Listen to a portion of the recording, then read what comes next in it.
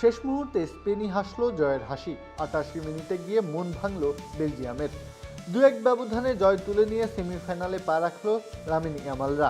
আর সেখানে অপেক্ষা করছে অগ্নি পরীক্ষা। শুরু থেকেই ম্যাচের নিয়ন্ত্রণ ছিল স্পেনের হাতে। বলের দখল, আক্রমণ কিংবা সুযোগ সৃষ্টি সবখানেই এগিয়ে ছিল লা রোভা। প্রথম হাইড্রেশন ব্রেক পর্যন্ত ৬৪% বলের দখল ছিল স্পেনের, যেখানে বেলজিয়াম কেবল রক্ষণ সামলাতেই ব্যস্ত ছিল। যদিও প্রথম ৩০ মিনিট পর্যন্ত গোলের দেখা পায়নি কোনো দল। সেন্সিটিভিটি আমার নাই, আছে হোয়াইট প্লাস প্রো সেন্সিটিভ। দাঁতের সেন্সিটিভিটি ভুলে খান মন খুলে। অবশেষে ম্যাচের ৩০ মিনিটে আসে কাঙ্ক্ষিত সেই মুহূর্ত। দানি অলমোর শট থিবো কর্তুয়া ঠেকিয়ে দিলেও ফিরতি বলে কোনো ভুল করেননি ফাবিয়ান রুইজ।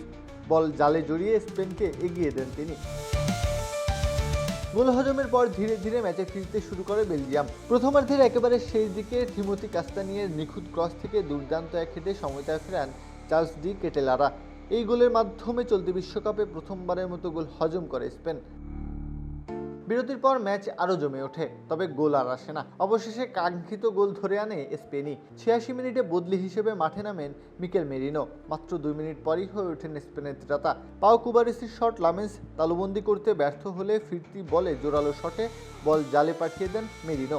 পর্তুগালের বিপক্ষে যেমন শেষ মুহূর্তে গোল করে দলকে জিতিয়েছিলেন, বেলজিয়ামের বিপক্ষেও একইভাবে স্পেনকে তুলে নিলেন শেষ চারে।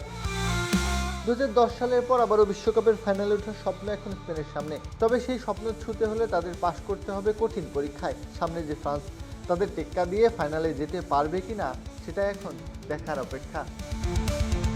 প্রত্যাহার কাব্য, খেলা ৭১।